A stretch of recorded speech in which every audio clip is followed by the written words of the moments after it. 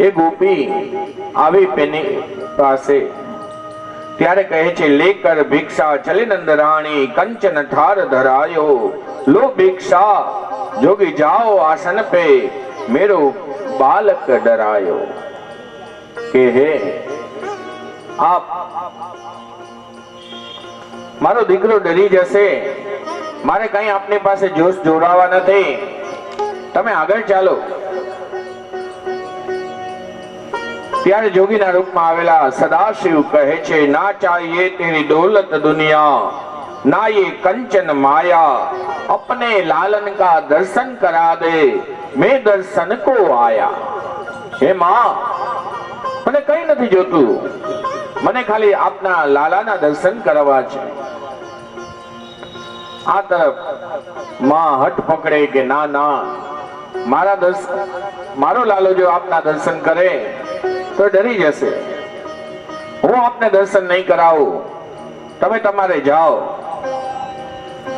જોગીના રૂપમાં આવેલા ભગવાન એ પણ કહે છે, નહીં, હું તો અહીંથી જઈશ જ નહીં, હું તો આ લ્યો હાથમાં જે ત્રિશુલ હતું એને અહીંયા ખોડ્યું અને ત્યાં આસન લગાડીને એ સ્મરણ કરવા લાગે, શ્રી કૃષ્ણ શરણમ મમ, શ્રી કૃષ્ણ શરણમ મમ, શ્રી કૃષ્ણ શરણમ મમ, શ્રી કૃષ્ણ શરણમ મમ, શ્રી કૃષ્ણ શરણમ મમ, શ્રી કૃષ્ણ શરણમ મમ, શ્રી કૃષ્ણ શરણમ મમ, શ્રી કૃષ્ણ શરણમ મમ, શ્રી કૃષ્ણ શરણમ મમ, શ્રી કૃષ્ણ શરણમ મમ, શ્રી કૃષ્ણ શરણમ મમ, શ્રી કૃષ્ણ શરણમ મમ, શ્રી કૃષ્ણ શરણમ મમ, શ્રી કૃષ્ણ શરણમ મમ, શ્રી કૃષ્ણ શરણમ મમ, શ્રી કૃષ્ણ શરણમ મમ, શ્રી કૃષ્ણ શરણમ મમ। ભગવાન શ્રી કૃષ્ણ શરણમ મમ, શ્રી કૃષ્ણ શરણમ મમ ની ધૂન લગાવી છે, એને આ તરફ ધૂન લગાવી પેલી તરફ બાલકૃષ્ણના રૂપમાં, લાલાના રૂપમાં ભગવાન શ્રી હરિ એને રુદન ચાલુ કર્યું। આ તરફ રુદન ચાલુ થયું અને આ તરફ ભગવાનનું ચિંતન થઈ રહ્યું હતું। એ જ સમયે માં પેલી ગોવાલણને કહે છે,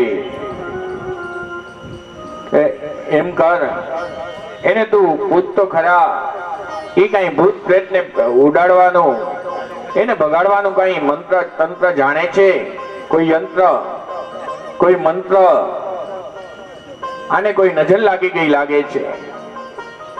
ત્યારે પેલી આવી બહાર અને શિવજીને કહે છે કે, જોગીને કહે છે, તમે કઈ ભૂત પ્રેત ને ભગાડવા વાળું કઈ જાણો છો, કોઈ મંત્ર તંત્ર? ત્યાં તો ભગવાન મનોમન મલકાણા, ભૂત પિશાચ, આ ભૂત અને પ્રેત તો એ તો મારી સાથે રહેનારા છે, મનોમન હજી વિચારે, ઓને કે હા હા હા, પણ એમને એમ ન થાય, લાલાને તમે લઈ આવો તો એ બધું થઈ શકે, સન્મુખ આવે તો એ બધું થાય। માં પાછી ગભરાણી, એને થયું નહીં નહીં, આવું તો ન ચાલે। માં હજી વિચારો કરે, ત્યાં પાછો લાલો વધારે રુદન કરવા માંડે, માનું હૃદય પીગળ્યું। હવે વિચાર જે થાય તે, ચાલો હું આ લાલાને લઈને એની સન્મુખ લઈ જાઓ। હાથમાં લાલાને પધરાવ્યો, યાની લીધો અને જેવા હજી ઉપાડી ઘરના ઉમરા પાસે પહોંચે અને આ તરફ જોગી અને પેલી તરફ લાલાની હજી આમ નજર આમને સામને થઈ, જે રુદન હતું એ હાસ્યમાં ચાલ્યું ગયો. એવા ખિલખિલાટ ભગવાન ઈસા માં પણ વિચારે હજી તો હું નજીક નથી લઈ ગઈ, ત્યાં આ ખાલી દર્શન માત્રથી આ જોગીમાં તો કંઈક લાગે છે, ત્યાં તો ખાલી જોયા ત્યાં શાંત થઈ ગયા. હવે માને વિશ્વાસ બેઠો, હા આનામાં કંઈક છે આ જોગીમાં.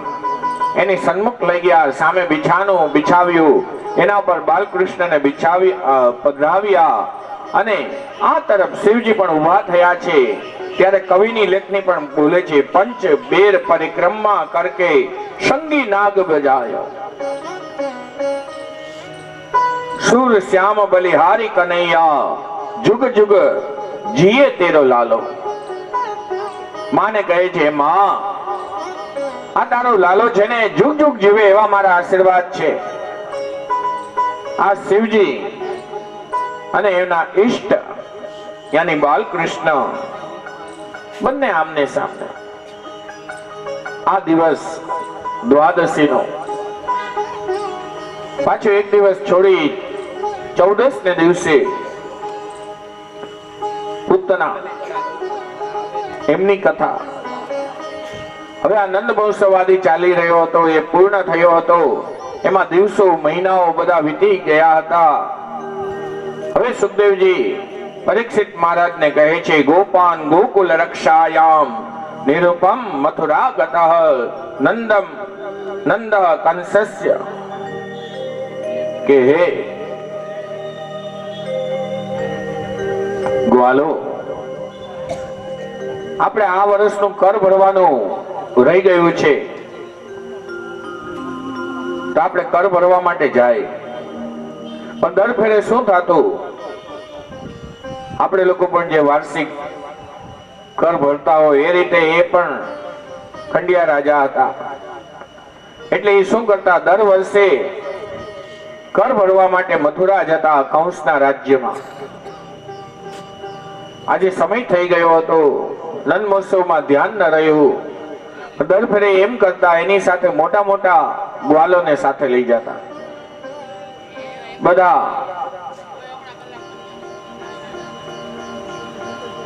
ગાડાઓ ભર્યા છે અને આ ફેરે જે નાના નાના ગ્વાલ હતા એ બધાને સાથે લીધા, અને મોટા મોટા હતા એને અહીંયા રાખ્યા કે મારે ત્યાં હવે લાલાનો જન્મ થયો છે, મારો લાલો એટલો ન રહે. સમય થતો ગયો, બધા દધી મંથન દધી દ્રવ્યો સાથે લીધા છે અને મથુરા તરફ પ્રસ્થાન કર્યું.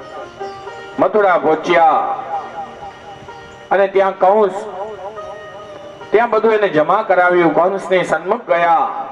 કંસ ભોળો બહુ હતો. એને શું કર્યું, તો આને કહે છે કે હે નંદરાય, આપને ત્યાં દીકરાનો જન્મ થયો છે, મને ખબર પડી, બહુ સારું, ખૂબ ખૂબ બધાઈઓ.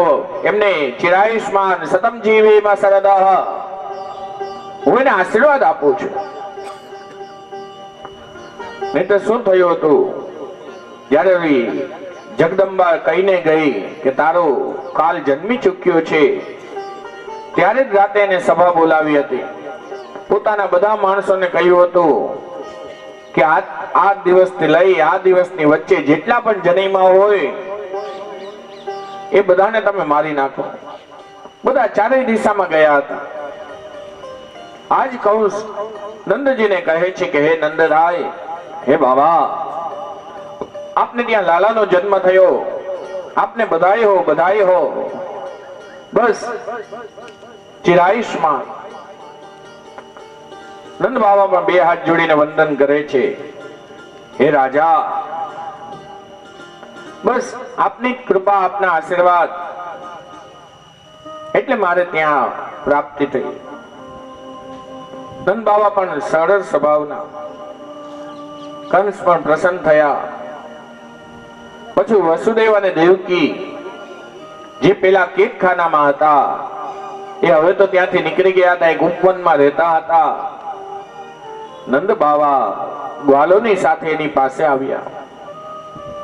એની સાથે આમ વાતચીતમાં એકવાર મશગુલ થયા હતા. આમ તેમ બધી વાતોચીતો કરી, કેવું છે કેવું નહીં, શું ચાલે શું નહીં. ત્યારે વસુદેવને મનમાં એવું થાય કે આ નંદ બાવા જો વધારે અહીંયા રહી જશે તો આ મારો લાલો એકલો રહેશે. એટલે ત્યારે કહે છે કે હવે તમે ઘણો સમય રોકાણા, હવે તો જાઓ તમે. ત્યારે નંદજીને થયું કે એક તો મિત્ર, આટલા દિવસે આટલા વર્ષે હું તારી પાસે આવ્યો, આટલો સમય વ્યતીત થઈ ગયો, મારે ત્યાં દીકરાનો જન્મ થયો, એના પછી આપણે પહેલી વાર મળીએ છીએ અને તું મને પાછું એમ કે જલ્દી જાઓ જલ્દી જાઓ. ત્યારે વાતો વાતોમાં એકવાર તો વસુદેવજીએ કહી દીધું કે હે નંદજી, આપને ત્યાં જે દીકરાનો જન્મ થયો છે ને, મને તો એમ જ લાગે છે કે એ મારો દીકરો છે. ત્યારે નંદજી કહે એમાં શું, મારો દીકરો એ તારો જ દીકરો ને. કારણ કે વસુદેવ કોઈથી ખોટું બોલ્યા નતા. એના મનમાં આ પણ હતું કે આને હું કઈ રીતે કહું સત્ય. ત્યારે નંદજી કહે હા હા, એ મારો દીકરો એ આપનો દીકરો, એમાં કઈ ફરક થોડી છે. અને ત્યારે વસુદેવજી પાછા કહે છે કે નંદ, મને મનમાં એવું લાગે છે કે કંઈક અહિત થવાનું છે, કંઈક એવું બનવાનું છે, આપ અહીંયા ન રોકાઓ.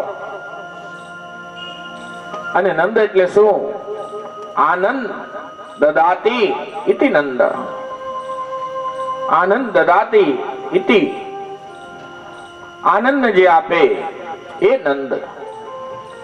આ નંદજી એમની સાથે વાતો કરી, ચર્ચા થઈ અને ત્યાં જે હતા.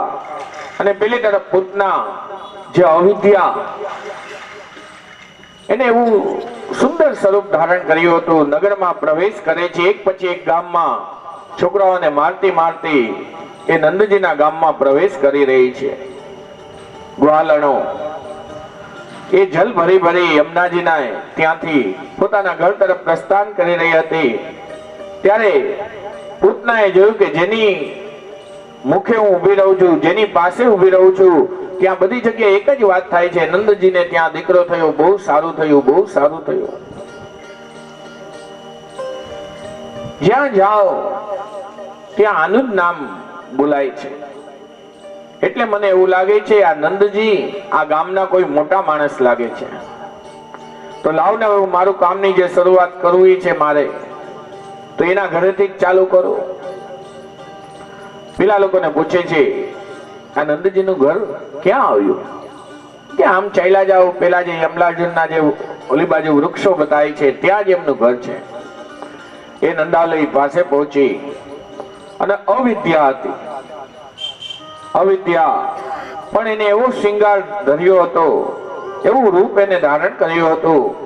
જેવી એમાં પ્રવેશ કર્યો તેમ લાગે કે કોઈ રાજાની રાજકુમારી, કોઈ રાજાના ધર્મપત્ની આવ્યા લાગે છે. અને આજ માન પણ હજી લાલાને લઈ ગોદીમાં રાખી અને એને સેલાવતી હતી, રમાડતી હતી. ત્યાં અંદર પ્રવેશ કર્યો. જય શ્રી કૃષ્ણ વંદન કર્યા, પગે લાગ્યા. આનું સ્વરૂપ જોઈ માને પણ લાગ્યું કે આ કોઈ મોટા ઘરની વહુ લાગે છે, લાવો એને જલપાન આપો. જલપાન, એની સાથે વાતચીત. એને પણ એમ લાગ્યું કે હવે આ લાલો આવ્યો છે, કોઈ ના કોઈ મારા ઘરે મહેમાનના રૂપે આવતા જ રહે છે. કારણ કે શું થયું, લાલાનો જ્યારે જન્મ થયો હતો ગઈકાલે આપણે કથામાં, ત્યારે જ્યારે નંદજી મહામના બન્યા હતા, દાન પુન કરી રહ્યા હતા, ત્યારે બ્રાહ્મણો પણ આવ્યા હતા. બ્રાહ્મણો પણ નંદજીને કહે છે કે નંદ, આપને ત્યાં જે દીકરાનો જન્મ થયો છે એમને એમ નથી થયો, અમે આટલા વ્રત જપ કર્યા, આટલી 11 કરી. ત્યારે નંદજી શું કરતા, એક આખો તલનો મોટો પર્વત બનાવે, એમાં ગુપ્ત સુવર્ણ પધરાવે, એના ઉપર રેશમી કપડું આચ્છાદિત કરે અને બ્રાહ્મણને દાન દેતા. એક બ્રાહ્મણ આવીને કહે છે કે મેં આટલું વ્રત કર્યું ત્યારે આપને ત્યાં દીકરાનો જન્મ થયો છે. ત્યારે એને 11,000 ગાયો આપી. ત્યારે બ્રાહ્મણ રાજીનો રેલ થઈ ગયો, બધી ગાયો લઈને ઘરે ગયા. ગુરાણી પણ બારે ગયા હતા. એ પણ જ્યારે મધ્યાહન સમય વ્યતીત થયો, સાયંકાળનો સમય થયો, ઘરે પધાર્યા. અને ગુરુ બાપાનું ઘર કાંઈ એવડું મોટું તો હોય નહીં કે અહીંયા 11,000 ગાયો ઘરમાં રહી જાય. નાનું એવું ફર્યું હતું, 2-4 ગાય રહી શકે. પણ ગુરુ બાપા બધી ગાયોને અંદર લેતા કોઈ રૂમમાં, કોઈ રસોડામાં, બીજા રૂમમાં, આન તેમ અગાસમાં, ચારે બાજુ ગાયું. અને આ ગુરાણી એવા પણ પાછા રૂષ્ટપુષ્ટ. હજી તો આવ્યા, ઘરની સાકર ખોલે, આમ ખખડાવીને અંદર કરવા જાય.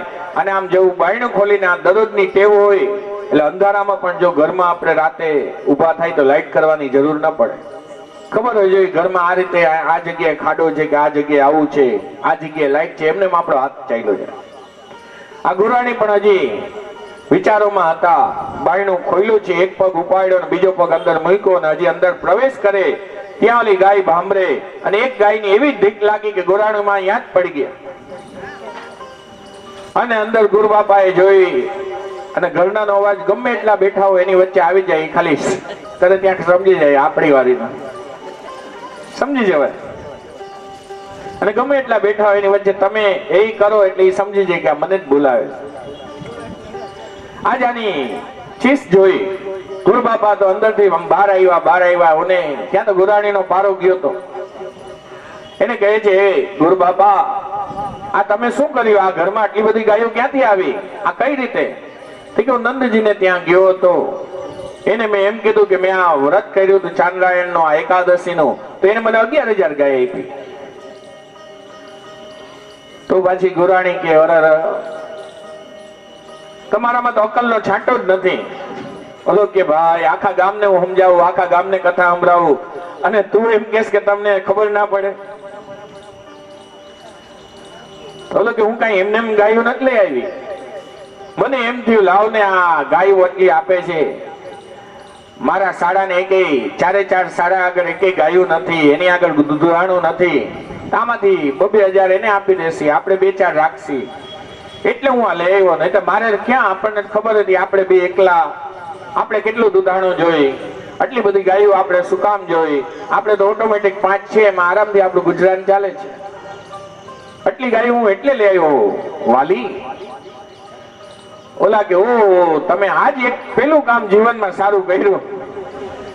ગુરુ બાપા પણ સમજી ગયા, ઘરનાને જો રાજી રાખવા હોય તો મારી વાલી આ હું મારા માટે નહીં, મારા શાળા માટે લઈ આવ્યો. એટલે આજે નંદરાણીને પણ થયું, આ દરરોજ કોઈને કોઈ આવતું રહીએ, આ કોઈ રાજરાણી હશે, અને મારે થોડું પૂછાય તમે કોણ? અને ઓડા મોટા માણસ આવ્યા છે, એને એમને બેસાડી તો રખાય નહીં એના માટે. અને પાછો ભોજનનો સમય થયો છે, તો લાવું એના માટે પકવાન બનાવવું, એને હું જલપાન કરાવું. ભાઈ તો એને શું કર્યું? પોતાના હાથમાં જે લાલો હતો ગોદીમાં, એ પેલીના હાથમાં દીધો, અને કે જે હમણાં ઉભા રહ્યો, હું આપના માટે જલપાન ના વ્યવસ્થા કરીને આવું, લઈને આવું. એ અંદર ગયા, જલપાન પેલા આપ્યું, પછી કે હવે તમે જાતા નહીં હો, હવે આ મધ્યાહનનો સમય થયો છે, વારું કરી ભોજન કરીને તમે જજો. અને પૂતના પણ કહે હા કઈ વાંધો નહીં. અને માળી અંદર ગયા. આ તરફ પૂતના, હવે ચારે તરફ આમ જોયું, હવે કોઈ આપણને જોતું નથી. ત્યારે કૃષ્ણ સામે, લાલા સામે જોવે છે. અને લાલો પણ શું કરે છે? લાલો એની સામે આંખ ખોલીને જોતો નથી, આંખ બંધ કરી દે છે. ત્યારે પ્યારો તો એવું લાગે છે. અને ભગવાને પણ નેત્રના દાન કોઈને ન દેવાય, કારણ કે આ મારવા આવી હતી.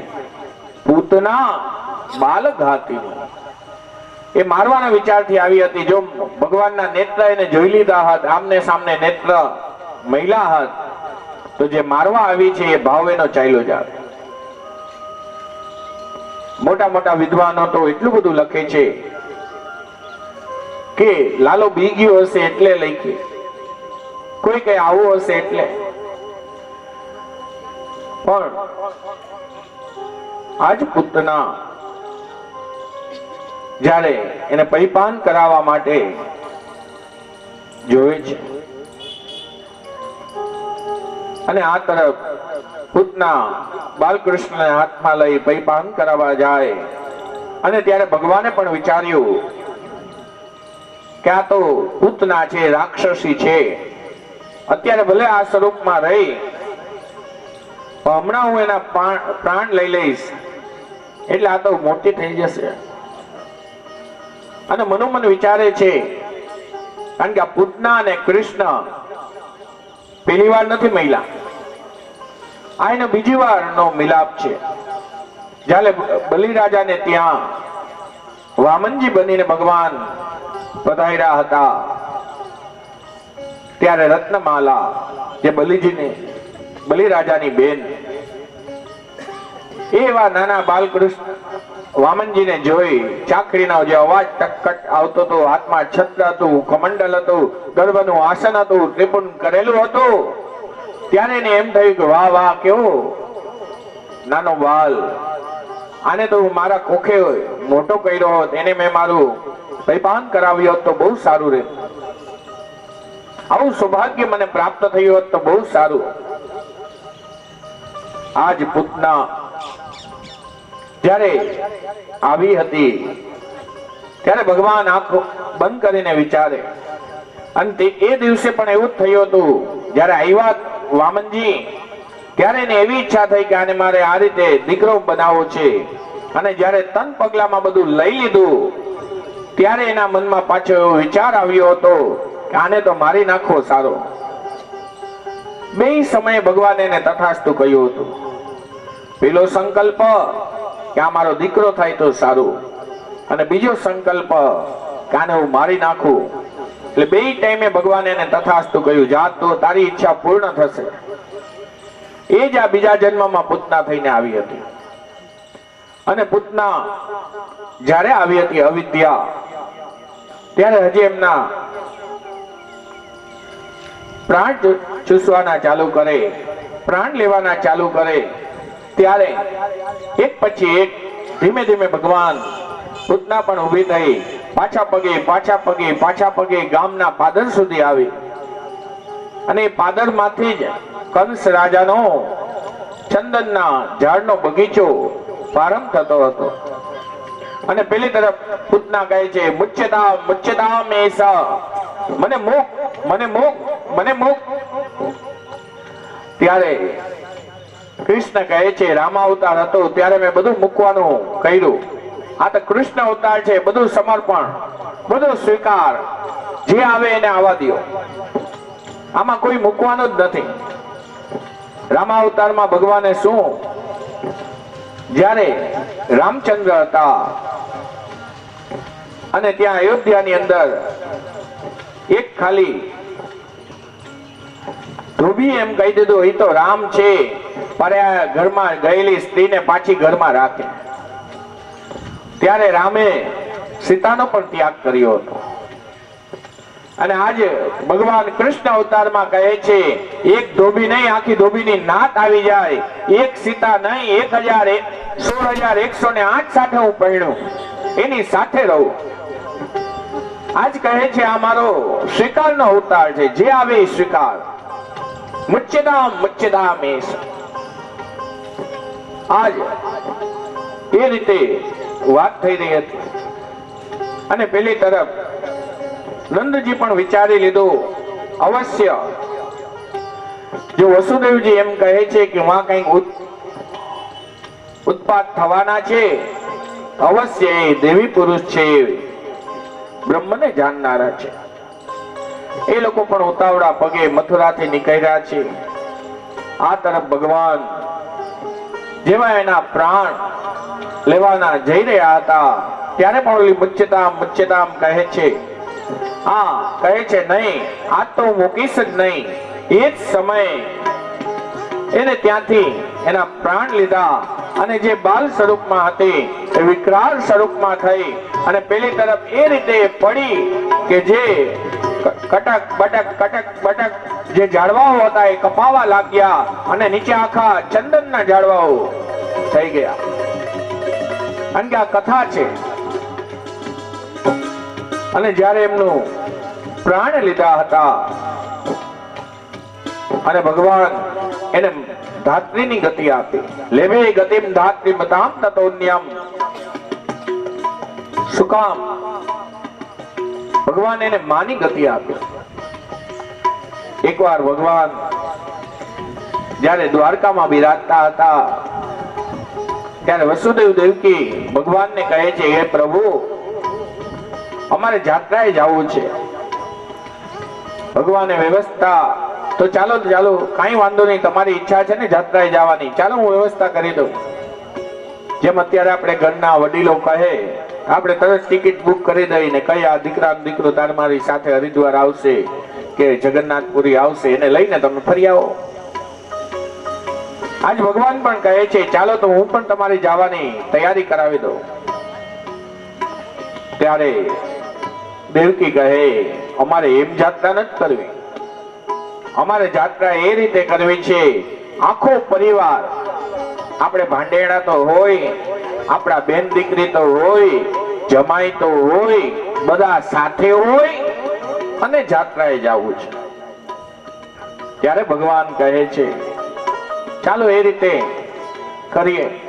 ત્યારે ભગવાને શું કર્યું હતું?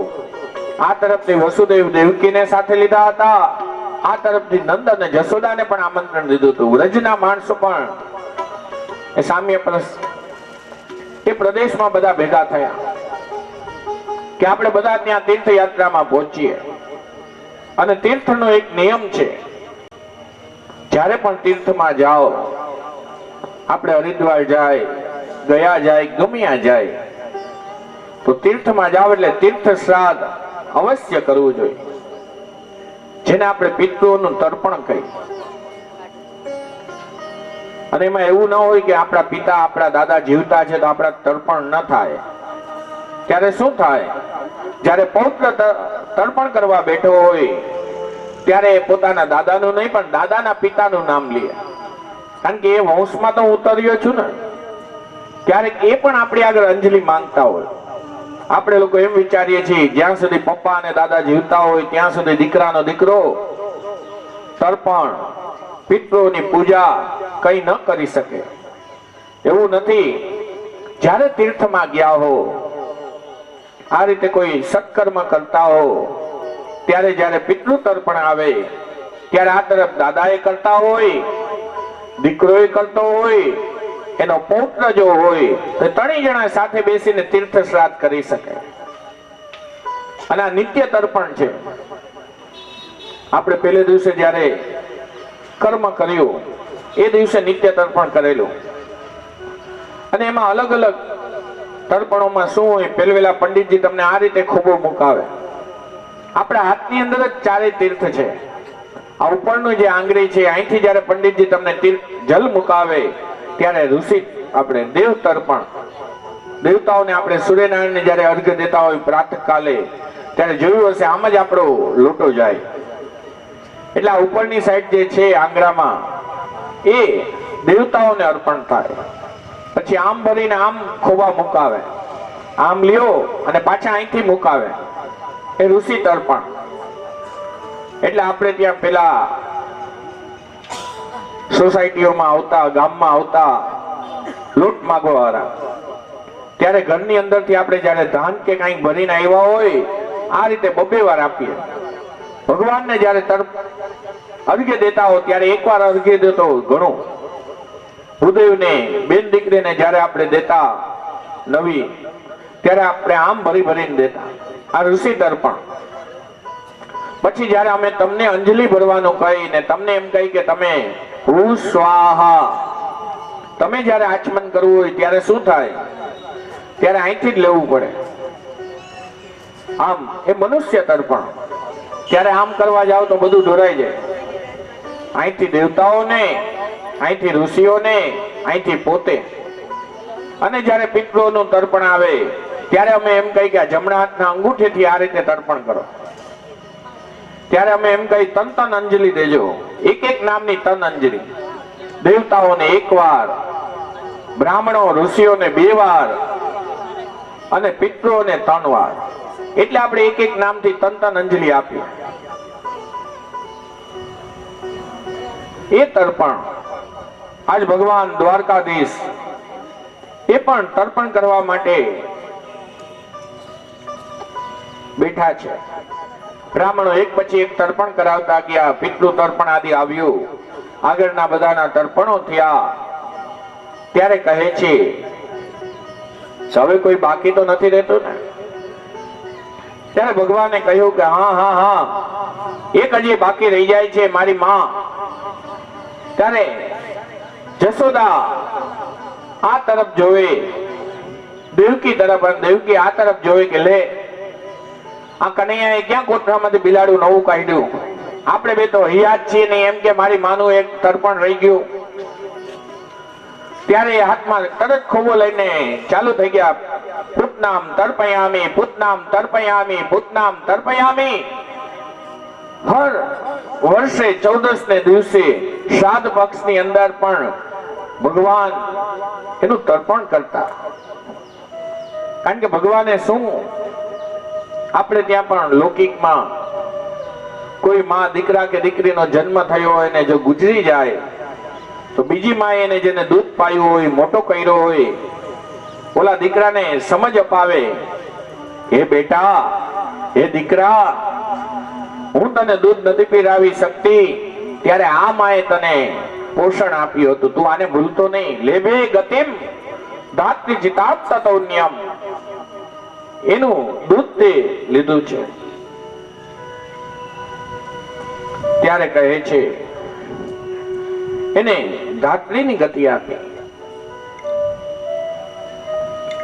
અને બીજું એ પણ કહ્યું, અને પેલી તરફ વસુદેવજી પણ જ્યારે પૂછ્યા છે ત્યારે એને પણ જોયું કે આ અવળી મોટી રાક્ષસી અહીંયા પડી છે. અને પેલી તરફ ઓલા પણ આવ્યા હતા. કૃષ્ણ ગોવિંદ ગોવિંદ ગોપાલ નંદ લાલ રાધે ગોવિંદ ગોવિંદ ગોપાલ નંદ લાલ. કૃષ્ણ ગોવિંદ ગોવિંદ ગોપાલ નંદ લાલ ગોવિંદ ગોવિંદ ગોપાલ નંદ લાલ રાધે ગોવિંદ ગોવિંદ ગોપાલ નંદ લાલ ગોવિંદ ગોવિંદ. પિતૃઓની આપણે જ્યારે કથાઓ કરતા હોય ત્યારે કોઈ ના કોઈ રૂપે અહીંયા પધારતા હોય. ઘણી વાર વિચારીએ કે આ રીતે અહીંયા મધ્યમાં કેમ આવી ગયા, ક્યાં રૂપે કોઈ આવતું હોય એ આપણે જાણતા ના હોય, અને આમથી આવે ને ડાયરેક્ટ જોવો તો એ જે વાંસ છે એનાથી નિકટ જ હતો. એ તો વાંથી આવતા હોય તો માણસ વિચારે કે અહીંયા ઉપર વ્યાસપીઠ ઉપર જવું કે ન જવું, કેમ પહોંચવું. પણ જે જીવાત્મા જે નિમિત્તે એનું લખ્યું હોય ભગવાને કે આ સેકન્ડે તારે આ જગ્યાએ પહોંચવું, ગમે એટલું ધ્યાન રાખો પણ એ ત્યાં પહોંચી જ જતું હોય. આજ આ તરફ નંદજી પણ જ્યારે પધાર્યા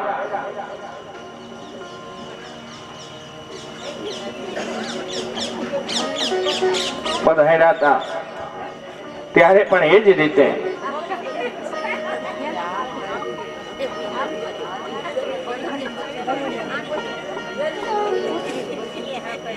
બોલે કૃષ્ણ કનૈયા લાલ કી જય. એ પણ આવ્યા, એને પણ જોયું કે આ વસુદેવજી કહી રહ્યા હતા એ સાચી વાત. અને ત્યાં તો ઉપર લાલાને ખેલતો જોયો. અને આ તરફ ઓલી નાની નાની બીજી જે ગ્વાલણો હતી એ માં પાસે આવી. માને કહે છે કે માં, લાલો ક્યાં છે? ત્યારે માં પણ કહે છે કે તમે તો તો બહુ કહેતા હો છો કે કઈ કામકાજ હોય તો કેજો, કઈ કામકાજ હોય તો કેજો. આજ મારા ઘરે એટલા બધા મહેમાનો આવ્યા, તમે કેમ? તો એમ કે લાલો ક્યાં? ત્યાં તો નંદ ભવન એટલું મોટું, આ તરફ વિશાખા થઈ, આ તરફ હિમાલા ગઈ, આ તરફ મધુમાલતી ગઈ, આ તરફ માધવી ગઈ, બધી એક પછી એક બાજુ જતી જાય. અને આવીને માને કહે, માં લાલો નથી, લાલો નથી, લાલો નથી. ત્યાં તો અહીંયાથી ઘરની બહાર નીકળ્યા અને ગામના પાદરમાં પહોંચ્યા. મોટી એવી રાક્ષસી ઉપર વસ્ત્ર સ્થળ ઉપર ભગવાન ખેલી રહ્યા હતા. ત્યારે ઓલી ગોપીઓ કહે છે કે માં, તને મોટી ઉંમરે આ દીકરાનો જન્મ થયો છે એટલે તને ખબર નથી પડતી કે દીકરા કોને દેવાય કોને ન દેવાય. પોતાની સગી જનેતા હોય ને એના હાથમાં દેતી હોય તો પણ માં બે વાર વિચારે કે આને દઉં ન દઉં. અને તું આ મોટી ઉંમરે પ્રાપ્ત થયો છે એટલે તું ગમે એના હાથમાં દઈ દઈશ. આ તો જશોદા બીજાને જસ દેવા માટે આવી છે. એ ખીજાતી નથી કે સાચી વાત, મોટી ઉંમરે મને આવું થયું છે, તમે જ્યારે જ્યારે એવું લાગે ત્યારે મને ટોકજો. એ આવું જેવું વ્યક્તિત્વ હોય એ જ ભગવાનની માં બની શકે. એટલે પેલી તરફ લાલાને ઉપરથી ઉતાર્યો, ગોદીમાં લીધો, ગૌશાળામાં લઈ ગયા. કારણ કે એ લોકોનું તો દવાખાનું એક જ હતું અને એ લોકોનું જીવન પણ આ બે જ વચ્ચે હતું, ગો અને ગોવિંદ. જ્યારે હોય ત્યારે હરિનું નામ દે અને ગાયોની સેવા કરે. આવ્યા છે ગૌશાળામાં. સૌથી પહેલા ગૌમૂત્ર આદિથી સ્નાન કરાવ્યું, પછી ગાયની સન્મુખ લઈ ગયા. પૂંછડા પાસે લઈ જાય, પૂંછડા પાસે જઈ અને એના ઉપર પૂંછડું ફેરવતા ફેરવતા કરે કે ગોવિંદ આની રક્ષા કરજો, હે માધવ આમની રક્ષા કરજો, હે નટવર આમના વસ્ત્રસ્થળની રક્ષા કરજો. એક પછી એક નામ લેતી જાય. ભગવાનને પણ થયું, ઓહો વાહ વાહ, આ તો મારે ને મારી રક્ષા કરવાનું મને ને મને સોંપી રહી છે. ભગવાન થોડા મલકાણા. ત્યાં તો ગોપીઓને એમ થઈ ગયું, ઓહો લાલાનું ડર હવે ચાલ્યું ગયું લાગે. એટલે ગોપીઓએ શું કર્યું, તરત લઈ ઘરે આવ્યા. એક દિવસની વાત, પ્રાતઃકાળની વેલા થઈ, દધી મંથન કરવાનો સમય હતો. માએ હાથમાં બંગડીઓ રંગબેરંગી પહેરી હતી. એક તરફ એક બિછાનું બિછાવ્યું અને એના ઉપર લાલાને પોઢાડ્યો અને આ તરફ માં હાથમાં દધી મંથન લઈ વલોણું કરી રહી છે. આ તરફ ગમર ગમર મારું વલોણું વાગે. ગમર વલોણું થઈ રહ્યું હતું. માની જે બંગડીઓ હતી, હાથના કંગન હતા, એનો એક અલગ પ્રકારનો અવાજ આવે અને કલર જોઈ આ તરફ લાલો પણ મલકાતો આમ જે સીધા પોઢાડ્યા હતા એમાંથી પડખું ફર્યા. ત્યાં માની નજર પડી કે આ તો પડખું ફર્યો. ત્યાં તો એને બધી ગોપીઓને બોલાવી, કહે છે આ જુઓ આજ શું થયું. ત્યાં તો ગોપીઓ કહે છે ચાલો તમે વશિષ્ઠ ગુરુજી પાસે જાય, આપણા ગુરુ બાપા પાસે જાય, એને જઈને પૂછીએ કે આજ કયો નક્ષત્ર છે, આજ કયો યોગ છે કે આજ લાલો પડખું ફર્યો. ત્યારે ગુરુદેવ આગળ આવ્યા. ત્યારે ગુરુદેવ કહે છે આજ એનું જન્મનું નક્ષત્ર આવ્યું છે. આજ ભગવાન 108 દિવસના થયા. 27 દિવસે જન્મનું નક્ષત્ર આવે. એવું 4 વાર, આ ચોથી વાર આવ્યું છે. અને આજ ભગવાન આ પડખું ફર્યા. આજ એનું આ જન્મનું નક્ષત્ર, આજ 108 દિવસના ભગવાન થયા છે. ત્યાં તો ગોપીઓએ શું કર્યું, માએ તુરત જ બધાને કેણ મોકલાવી દીધું, આ ધુવાણા બંધ, આજ કોઈ ઘરે રસોઈ નથી કરવાની, આજ બધાય મારે ત્યાં નંદ ભવનમાં જ ભોજન લેશે. માનું કેવું. અને આ તરફ નંદજી પણ પધાર્યા. નંદજીએ બ્રાહ્મણોને બોલાવ્યા, સ્વસ્તિ પુણ્યા વાચન કરાવ્યું. કારણ કે પ્રતિનિધિત્વમાં પિતા પણ પૂજા કરી શકે. હજી આ દીકરો નાનો હતો, એ ક્યાંથી પૂજામાં બેસે? કારણ કે સોળ સંસ્કાર છે, એમાં નાલછેદન સંસ્કાર, અક્ષર આરંભ, અન્નપ્રાશન, એ રીતે બધા સંસ્કારો સ્ટેપ બાય સ્ટેપ હોય. અક્ષર આરંભ પછી એવું થાય કે છોકરું પોતે ફિઝિકલી પૂજા કરી શકે, ત્યાં સુધી તો પિતા જ કરતા હોય. આજ પિતાજીએ બ્રાહ્મણોને બોલાવ્યા છે અને ઘરની અંદર જ, અને આ તરફ એટલો બધો આનંદ કર્યો, બધાને નિમંત્રણ આપ્યા કે આજ મારા ઘરે આવજો. મગ બાફણા આવ્યા, આ તરફ ચૂલ મુકાણી, અને પેલી તરફ બ્રાહ્મણો પુણ્ય વાચન કરાવે, ગણપતિ વિઘ્ન વિનાયકનું સ્મરણ કરી રહ્યા છે. અને ભગવાન શ્રી હરિ એને માએ શું કર્યું? જ્યારે આવું બધું ચાલુ હતું ત્યારે એને એ સમયે ભગવાનને એક ગાડાની નીચે સુરાવ્યા. ગાડાની નીચે તો સુરાવ્યા, પણ પેલી તરફ પૂજા અર્ચના પૂર્ણ થઈ અને ધુવાણા બંધ હતું. બધા ગોપ ગોપીઓ સખાઓ બધા ત્યાં જ હતા. અને આ તરફ ભગવાનને થયું રસો વૈસાહ, બધા રસોનું ઘર ઊંચું, અને આજ મને આ રસની નીચે સુરાવ્યો. એ જ સમયે ભગવાને એક પગનું એ રીતે કિક મારી, યાની લત મારી, અને એ જ સમયે સખટાસુર આવેલો અને ભગવાને એ ગાડું આખું ઊંધું વારી દીધો. ત્યાં તો માં પેલી બાજુથી દોડતી આવી, આ તરફથી સખીઓ આવી, આ તરફથી ગ્વાલો આવી, આ તરફથી નંદજી આવ્યા. વિચારે છે શું થયું, શું થયું, શું થયું? ત્યાં નાના નાના બચ્ચાઓ ગ્વાલો રમતા હતા. એને આવીને બધાને કહ્યું કાંઈ નથી થયું, આ લાલાએ લત મારી, ગાડું ગયું.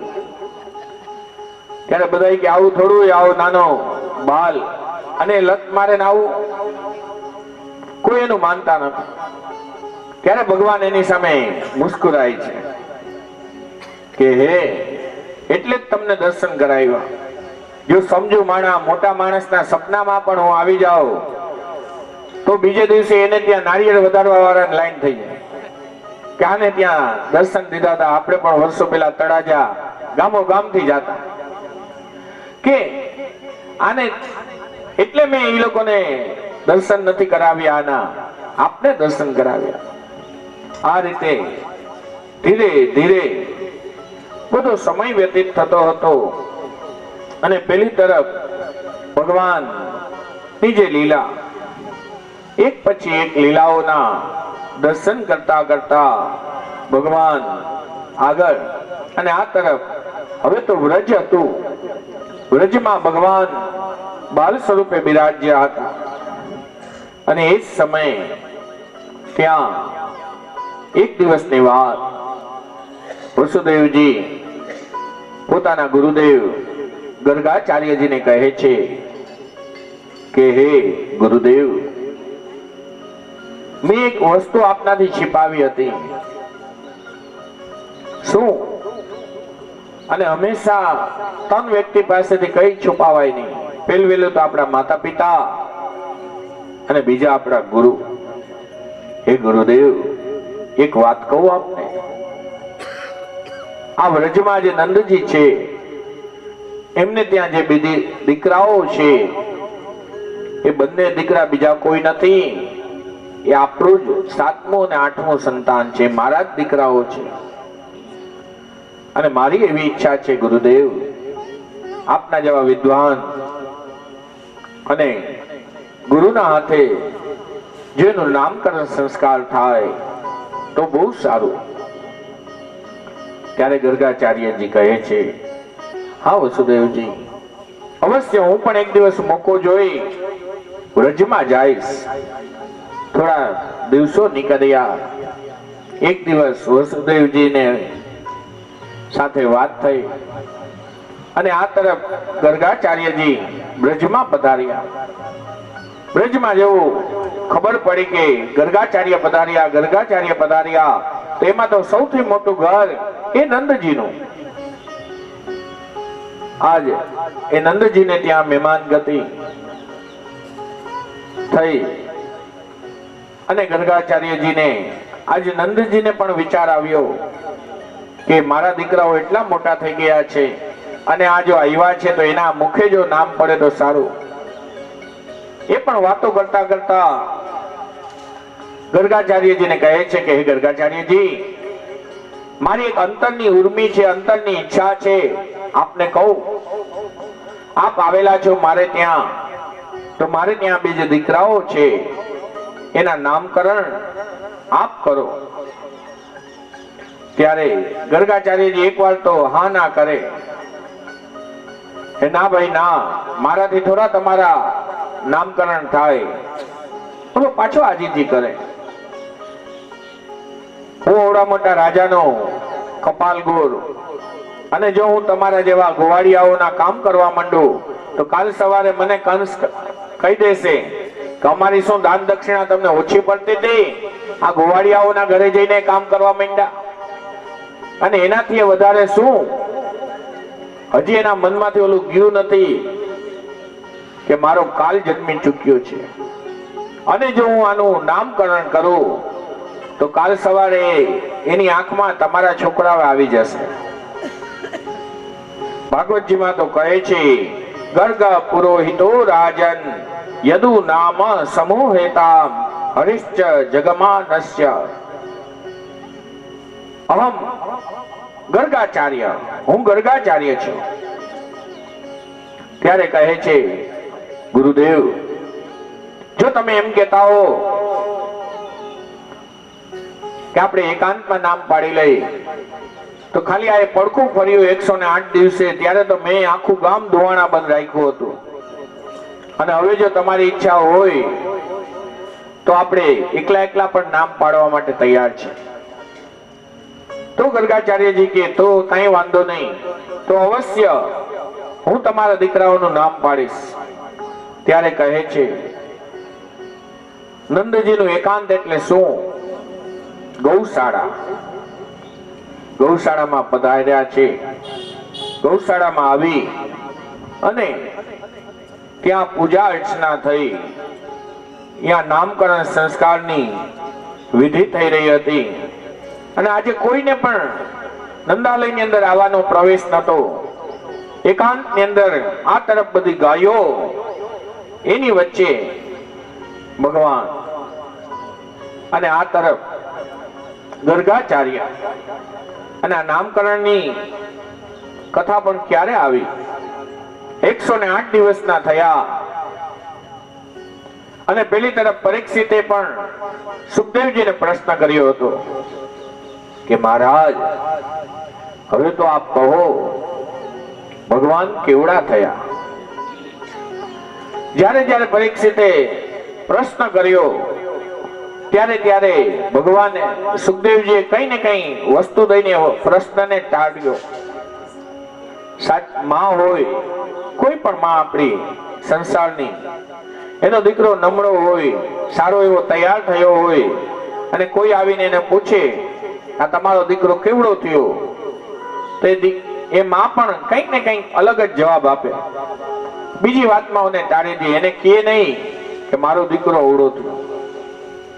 તો આ સુખદેવજી પણ માનું હૃદય લઈને બેઠા હતા. એ પણ ક્યાં કહે કે સુખદેવજી અવળા થયા?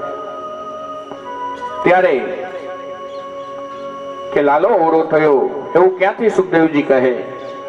જ્યારે જ્યારે પરીક્ષિત પ્રશ્ન કરે ત્યારે ત્યારે સુખદેવજી એમ કહે, હજી ભગવાન ચાલતા નથી શીખ્યા, હજી ભગવાન અવળા આમ જ છે, હજી ભગવાનનું નામ નથી પડ્યું. આજે પણ એક પ્રશ્ન હતો પરીક્ષિતનો કે ભગવાન કેવડા થયા? ત્યારે ભગવાન સુખદેવજી કહે છે કે હજી એનું નામ નથી પડ્યું. એ આ નામકરણની કથા. આજ બધા ગૌશાળામાં ભેગા થયા અને ગૌશાળામાં આવી અને ત્યાં જ્યારે ભેગા થયા હતા, પૂજા અર્ચના પૂર્ણ થઈ અને ભગવાન નંદજીએ શું કર્યું હતું? રોહિણીના કુખની અંદર, એમના ખોળાની અંદર કૃષ્ણ ને આપ્યા હતા. અને રોહિણીનો જે દીકરો હતો એ જશોદાના ખોળામાં હતા. અને આ તરફ જ્યારે નામકરણનો સમય થયો અને જ્યારે બોલવાનો પ્રારંભ કરે અયમ હિ રોહિણી પુત્રો તથા કહે છે કે આજે આના મુખ ઓલામાં જે દીકરો છે એ રોહિણી નો દીકરો છે. સુપવિષ્ટ કૃતા મિત્ય કે આ જે છે એ બધાને રમણ કરાવવામાં બહુ ઉત્તમ થશે, રમણ કરાવવામાં બહુ આવડતો હશે. એનું એક નામ થશે બલરામ, અને બલમાં પણ એકદમ સવિષ્ટ હશે. એનું બીજું નામ શકર્ષણ. કારણ કે બલરામજીએ જ્યારે વ્રજમાં ગયા હતા, કારણ કે એની એક જ પાસે એવું હથિયાર હતું, હળ અને મુસળ. એનાથી એને આખી યમુનાજીનો એક પ્રવાહ વૃંદાવન સુધી લાવ્યા હતા કે આ થશે. પછી કહે છે આજે બીજો છે એ શું થશે કે એના નામ તો ઘણા પડશે.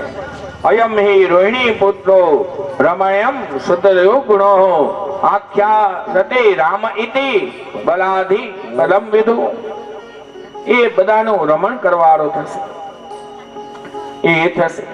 ભાઈ કૃષ્ણના નામ તાણે કહે છે કે આ તો સંકર્ષણ છે, આના તો 1000 નામ પડશે.